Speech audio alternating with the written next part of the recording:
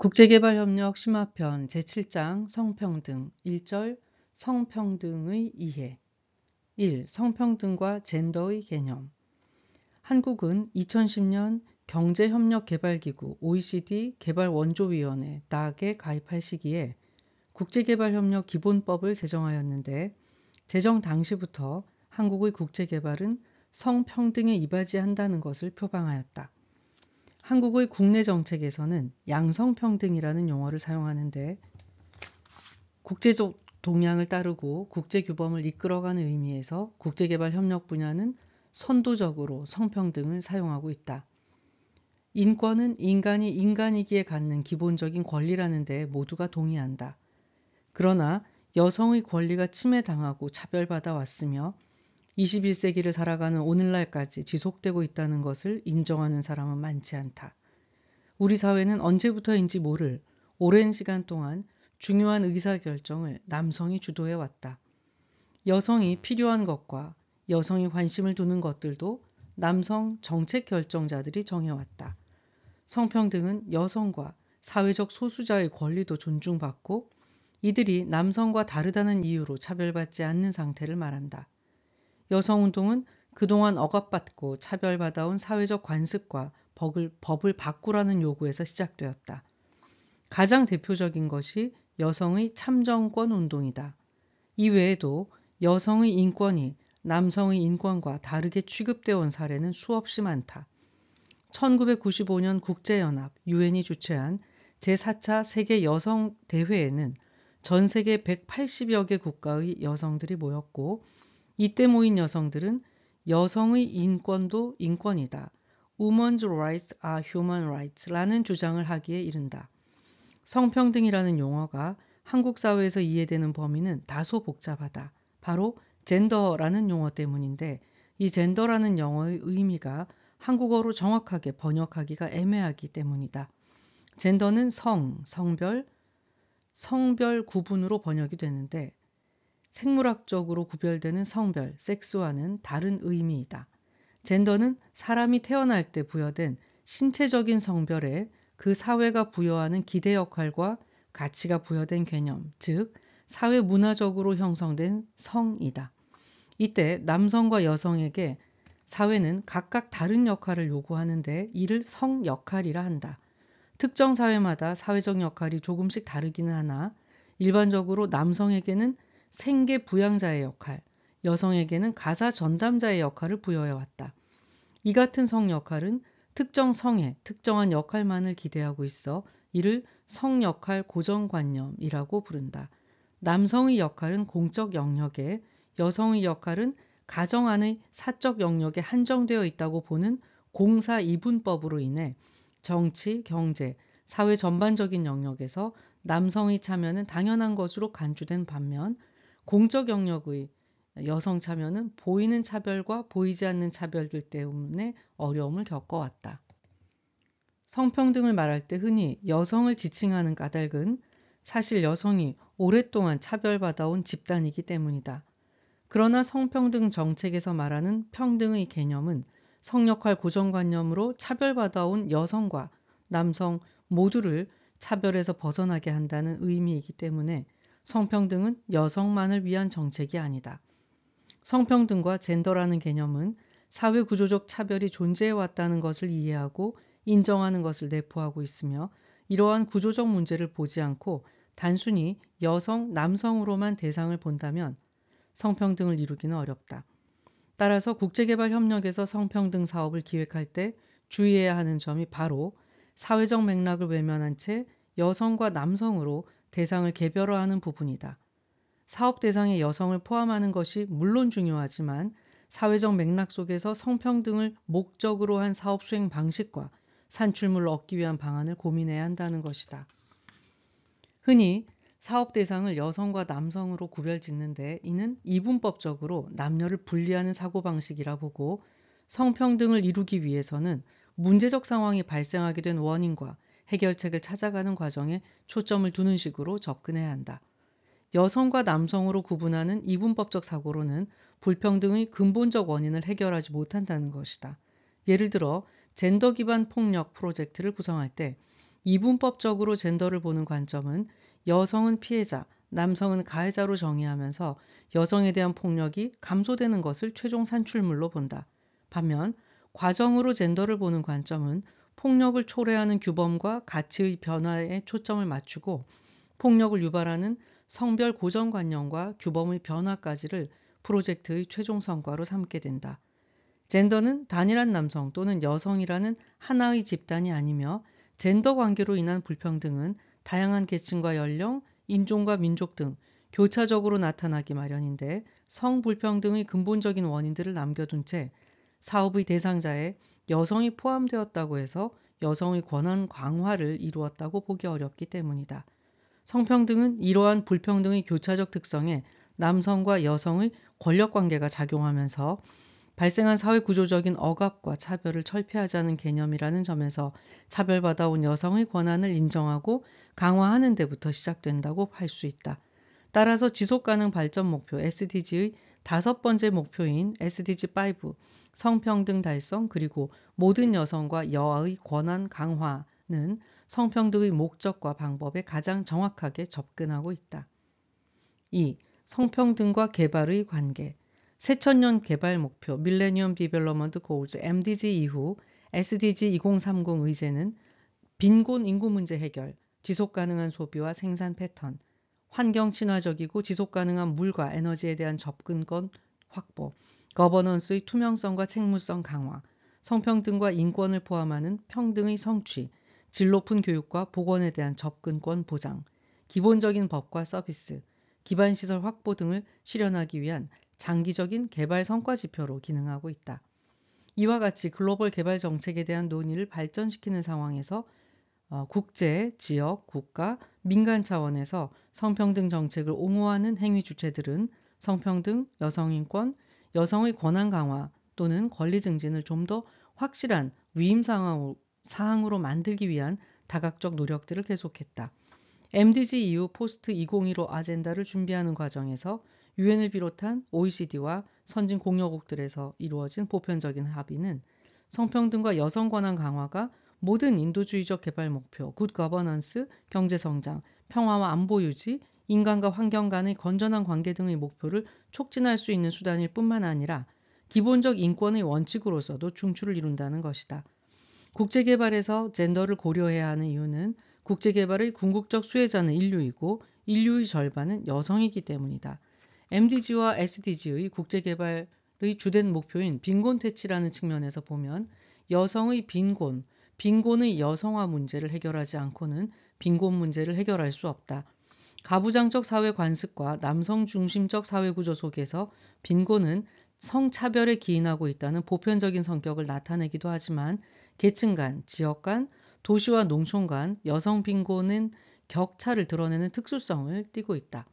또한 교육, 보건, 공공행정, 인프라 등의 모든 분야의 개발이라는 것은 결국 사람들에게 좋은 공공 서비스를 제공하는 것이므로 그 사람이 누구인지는 쉽게 생각할 수 있다.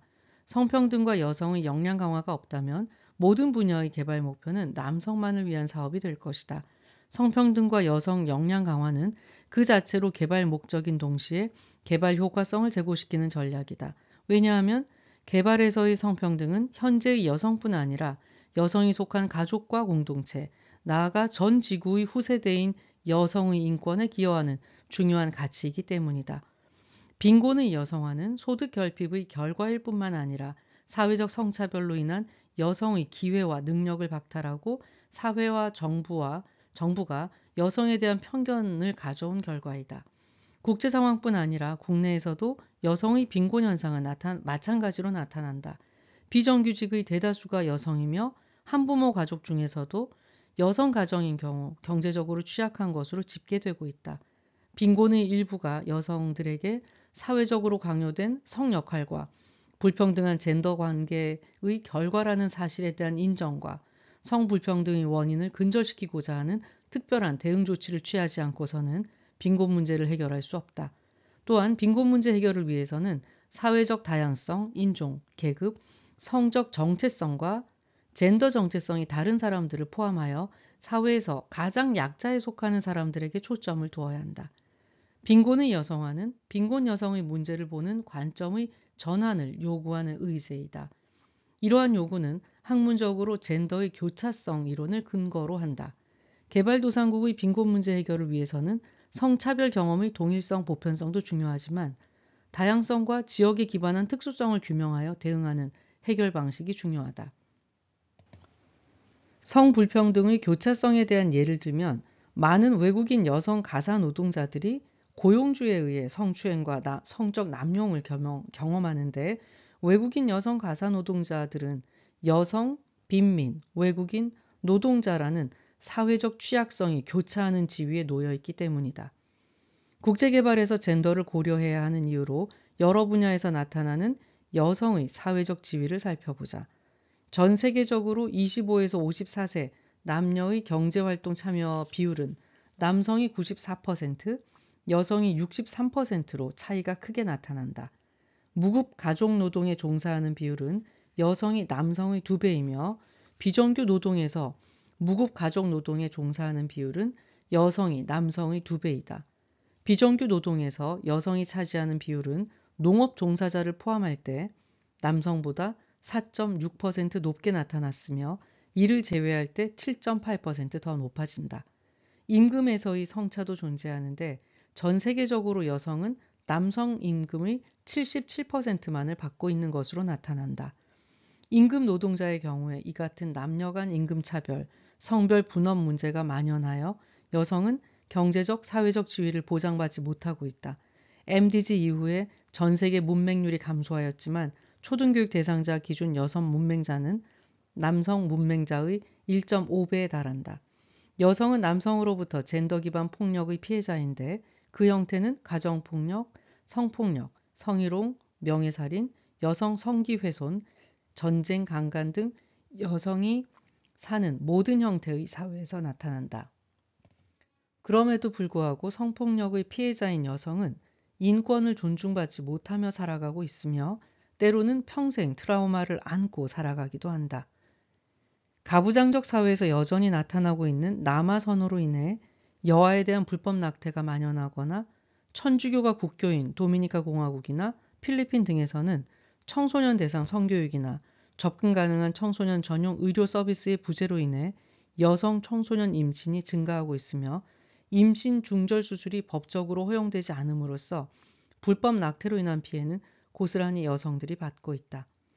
2016년 기준 전 세계에서 15세 이상 1780만 명의 여성이 인체 면역 결핍 바이러스 HIV 감염자로 집계되며 이는 전체 성인의 HIV 에이즈 감염자 중 52%에 해당한다. 15에서 24세 여성과 소녀들이 특히 감염에 취약한데 2016년 기준으로는 15에서 24세 여성 감염자는 240만 명으로 HIV 에이즈 감염된 젊은 연령층의 61%이다. 이들 연령층에서 새로운 HIV 에이즈 감염의 59%가 이들 연령의 여성과 소녀에게서 발생하고 있다. 전통적 가치를 중시하고 가부장적인 사회구조 속에서 여성은 해당 사회에서 낮은 지위나 계급에 속하는 경우가 많기 때문에 개발의 혜택에서 소외될 가능성이 크다.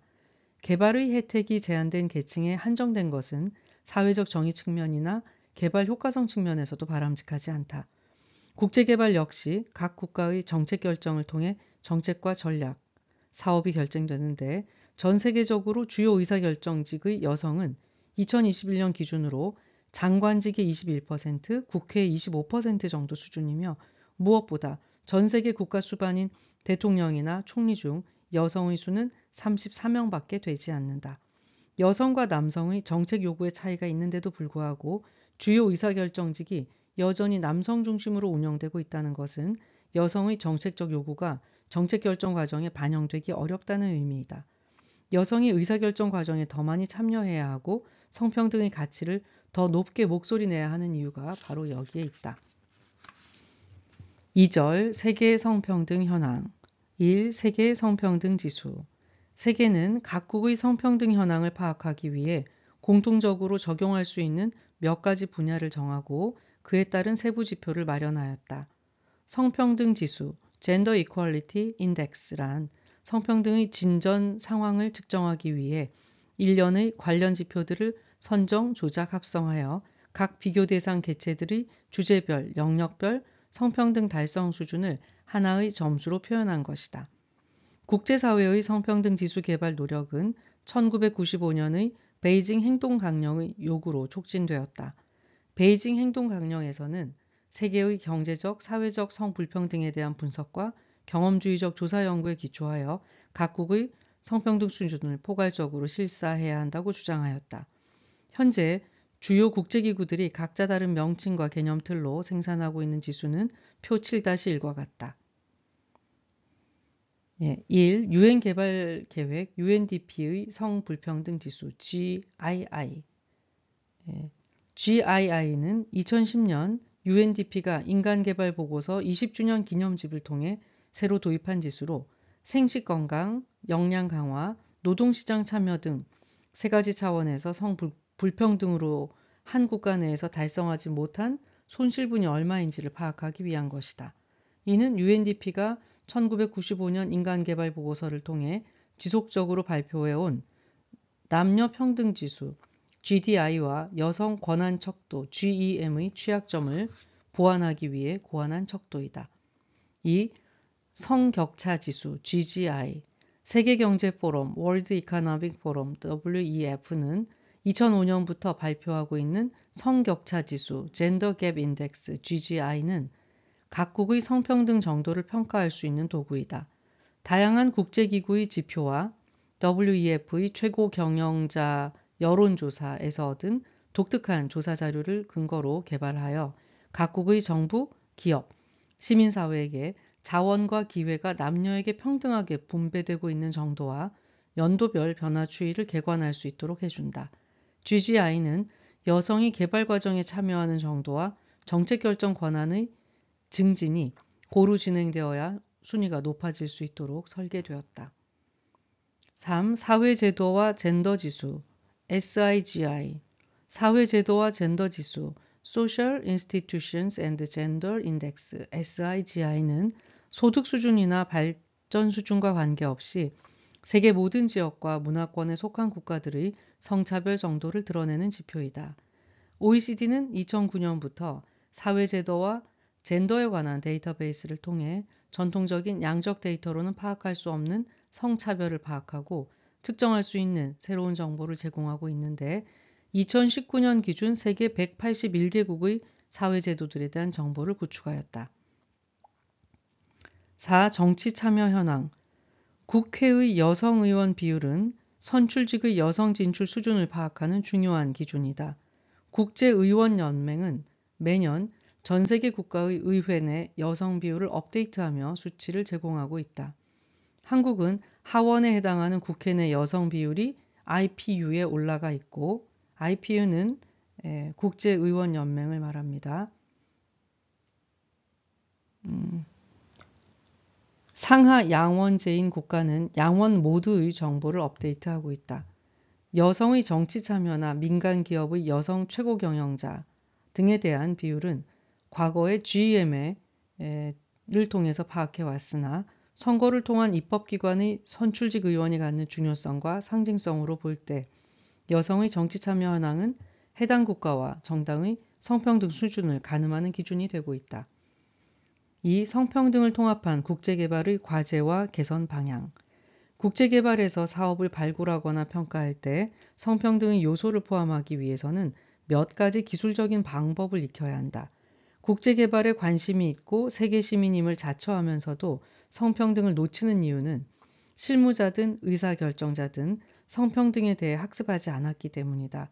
여기에서는 구체적으로 그 기술적 방법에 대해 살펴보도록 한다. 1. 성평등 정책에 대한 이해와 여성의 정책 수요 성평등 정책 Gender Equality Policy란 성평등에 이바지하는 정책이다.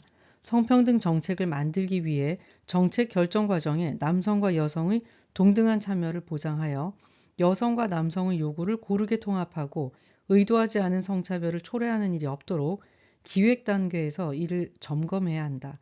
성평등 정책은 다양한 정책 분야에서 필요한 포괄적인 정책으로서 정치, 경제, 사회적 영역에서 차별받아온 여성의 인권과 지위를 증진하는 정책이며 기득권층이지만 성 역할의 고정관념으로 인해 피해를 보는 남성의 권리를 찾아주는 정책이기도 하다. 실무자의 관점에서 성평등 사업을 기획할 때 여성, 여아를 조사나 분석의 대상에 포함하는 것만으로 사업 목적에 부합하는 조건을 충족했다고 인식하는 경우가 종종 있다. 성평등 사업에서 가장 중요한 것은 남성과 여성이라는 생물학적 이분법이 아닌 사회문화적으로 불평등한 구조 속에서 성평등의 문제를 인지하는 성인지적 관점, 즉 젠더를 이해하고 수용하는 접근이다. 그렇다면 여성, 여아를 사업 대상에 포함한 이후 무엇을 해야 하는지 살펴보도록 한다. 여성, 여아의 정책 수요 파악하기. 성평등 정책을 만들기 위해서는 정책과 사업의 기획 단계, 즉 초기 단계에서 성별 수요 반영이 특히 중요하다. 성역할 고정관념이 오랫동안 남성과 여성의 기대 역할을 구분해오고 특히 여성에게 많은 사회적 제약을 가해왔던 만큼 성평등 정책을 수립할 때는 여성들이 어떤 정책 수요를 가졌는지 파악하는 것이 중요하다. 특히 농업 정책을 위해서는 농부들이 수요를 파악한다고 생각할 것이다. 참여형 정책 개발이라 해서 마을회관에 마을 농업인들을 모두 모아 의견 수렴을 한다. 사업 시행 기관인 책임자는 의견 수렴을 했으니 그 결과에 대해서도 자부심을 가질 것이다. 그러나 여기서 끝이라고 생각하면 오산이다. 남녀는 차별적 관습 속에서 살아왔기에 남성과 여성 간 젠더 관계가 평등하지 않은 상황에서 한자리에 모여 있을 때 여성들의 의견을 낼 것을 기대한다면 아직 젠더 구조를 모르는 것이다. 이런 상황에서는 남녀를 분리하여 여성 농민의 수요를 파악하는 것이 중요하다. 가부장적 사회 질서가 존재하는 곳에서 남성 마을 지도자들이 모여있는 소위 공식적인 모임에서 여성들이 남성들의 의견과 다른 의견을 제시하는 것은 많은 용기가 필요한 어려운 일이기 때문이다. 여성들에게는 두 가지 정책 수요가 존재한다. 하나는 기존의 성 역할에서 벗어나지 않는 차원에서 필요한 실질적 젠더 수요와 다른 하나는 성 역할에서 벗어나 성평등한 관계로 나아가기 위해 필요한 전략적 젠더 수요이다. 실질적 젠더 수요란 여성들에게 사회적으로 주어진 역할 내에서 필요한 수요를 말한다. 즉각적이고 실용적 필요에 대한 반응으로 사회적으로 묵인된 여성의 종속적 지위와 그에 따른 노동 분업의 한계를 수용하는 선에서 여성의 지위 향상을 위한 정책이다. 예를 들면 빈곤한 여성 가구주나 중등교육을 받지 못한 여성에게 단기간의 직업훈련을 제공하는 사업에서 봉제, 미용, 요리와 같은 전통적으로 여성의 일이라고 간주된 직업훈련을 제공하는 것이다. 여성의 지위 향상을 위해 고부가 가치를 인정받는 기술을 훈련해야 한다는 의견도 있지만 이들이 처한 상황에서 경제활동에 즉각적으로 도움이 되는 직업은 결국 여성에게 주어진 성 역할 내에 존재하고 있기 때문이다. 전략적 젠더 수요란 실질적 젠더 수요보다는 좀 더 장기적이고 덜 가시적이지만 전통적인 성역할 고정관념에 따른 여성의 역할을 벗어나서 성평등을 이룰 수 있도록 지원해주는 정책이다. 예를 들면 남성 중심의 조직 운영이 지배적인 정치 참여에 여성 할당제를 도입하거나 기업의 최고 의사결정직의 여성 임원 비율이 낮은 데 대해 할당제나 목표제를 둔다거나 과학기술 분야에서 여성의 참여를 독려하기 위해 이공계 대학에 진학하는 여학생 수를 늘리는 등의 다양한 제도 도입 및 정책을 말한다. 이 두 가지 수요는 서로 배타적이지 않으며 정책 개입의 상황에 따라 실질적 수요와 전략적 수요를 반영하게 된다. 즉, 하나의 사업에서 이 두 가지 수요가 모두 반영될 수 있다. 2. 성평등 정책 수립을 위한 접근 방법과 전략. 본격적인 성평등 사업에 들어가기 전에 성평등 정책을 만들기 위한 접근 방법과 전략이 어떻게 발전되어 왔는지 짚어보기로 한다. 개발과 여성, 젠더와 개발, 성주류화. 성평등 정책을 수립하기 위한 정책 개입의 접근 방법으로 알려진 것은 개발과 여성, Women in Development, WID, 젠더와 개발, Gender and Development, GAD, 성주류화, Gender Mainstreaming 이렇게 세 가지 전략이 있다. 국제개발에서 젠더에 대한 접근 방식은 WID 담론부터 GAD 담론으로 발전되어 오면서 여성에 대한 집중이 필요함과 동시에 젠더 관점이 주류 정책에 통합되어야 한다는 젠더 통합적 관점이 동시에 강조되어 왔다. 국제개발 협력에서 젠더 담론이 처음 등장한 것은 에스터 보저럽이 1970년에 농업경제에서 여성의 중요성을 강조하면서부터이다. 기존의 근대화론에 기반한 개발이 남성과 상위계층 중심이라는 비판과 함께 복지접근법의 가정에 도전하고 후기 식민시기 농업정책과 근대화 정책으로 인해 남성은 근대적 황금 작물을, 여성은 전통적 자급 농업이라는 이분화가 초래되었고 농업 생산에 있어 여성의 공헌이 불투명해졌다는 점을 강조한 것이다. 에스터 보저럽의 연구를 근거로 여성을 정책의 수혜자로 간주하기보다 사회의 생산적인 구성원으로 보기 시작했고 경제개발의 적극적인 공헌자로 볼 것을 주장하였다. 1970년대 여성운동의 중요한 주제 중 하나는 여성의 동등한 교육 및 고용 기회였고 이에 WID라는 접근법을 통해 개발 과정에서 여성을 강조하기 시작하였다. WID가 여성에 초점을 두면서 실질적인 성평등으로 나아가기 위한 구조적 문제에 관심을 두지 못한 것을 비판하여 나온 접근법이 GAD이다. GAD 관점에서 여성은 가부장제 권력으로부터 소외되고 또한 여성과 남성의 역할과 의무를 규정하는 규범과 가치가 용인되는 가운데 여성의 지위는 열등한 위치에 놓이게 된다고 보았다. 따라서 여성만을 볼 것이 아니라 남성과 여성의 관계에 초점을 두어야 한다는 것을 강조한다. 젠더 관계에서 평등한 권력을 갖기 위해 여성의 지위를 향상시키는 데 관심을 갖기 시작하면서 GAD에서는 여성의 권한 강화를 위해 필요한 실천 중심의 정치적 전략을 강조하기 시작하였다. GAD가 여성과 남성의 구조적 불평등에 주목하고 이러한 관계성을 개선하려 한다는 점에서 페미니스트들에게는 절실한 접근 방법이었으나 뿌리 깊은 가부장제에 도전한다는 점에서 GAD는 WID보다 훨씬 더 수용하기 어려운 접근 방법으로 인식되었다. 또한 아젠다나 GAD를 주장하는 입장에서는 여성을 대상으로 하는 정책이 남성을 배제하는 것이 아니라는 것을 남성들에게 확신시켜야만 하는 번거로움이 있었다. 성주류화는 GAD 접근을 가능하게 하기 위한 성평등 정책의 전략이다. 코너는 여성 정책을 특정 분야에 국한하여 보던 시각을 탈피하여 모든 분야의 정책에 젠더 관점을 통합하는 성주류화의 과정이 세 가지 단계로 진행된다고 보았다. 1단계는 여성의 주류화이다. 사회 모든 분야에서 여성이 동등하게 참여하고 의사결정권을 행사하는 단계이다. 2단계는 성평등 관점의 주류화이다. 정책이나 프로그램이 남성과 여성에게 어떻게 다르게 영향을 미치는지 검토하고 성평등 관점을 통합시키는 것을 의미한다. 3단계는 주류의 전환이다. 주류 사회는 남성 중심의 사회인데 이 주류의 젠더 구성을 바꾸는 과정이 최종 단계이며 주류 자체의 특성과 제도의 근본적인 전환을 뜻한다. 결국 성주류화는 궁극적으로 남성 중심의 주류 영역이 재편되는 것을 의미한다. 성주류화에 대한 1990년대부터 유엔을 비롯해서 국제 페미니스트 학자들이 오랫동안 연구하고 주장해왔지만 여전히 성주류화는 쉽게 달성할 수 있는 전략이 아니다. 성주류화가 쉽지 않은 이유는 국제개발 분야의 전문가 혹은 실무자들이 각자의 분야에서 젠더 관점을 통합하고 젠더 이슈를 도출하는 데 어려움을 겪기 때문이다. 또한 정책 기반과 기획 단계에서 여성의 요구를 수렴해야 하는데 젠더에 대한 이해가 부족하다 보니 여성의 요구를 수렴해야 하는지, 수렴한다면 어떤 방법으로 수렴해야 하는지에 대한 방법도 서툴 수밖에 없다. 성평등에 대한 학습을 하지 않다 보니 성평등 정책에 대한 이해나 인식이 부족하고 따라서 자연스럽게 필요성을 느끼지 못하는 것이다. 그러나 무엇보다 가장 큰 이유는 정부 차원의 책무성 장치 부족 때문이다.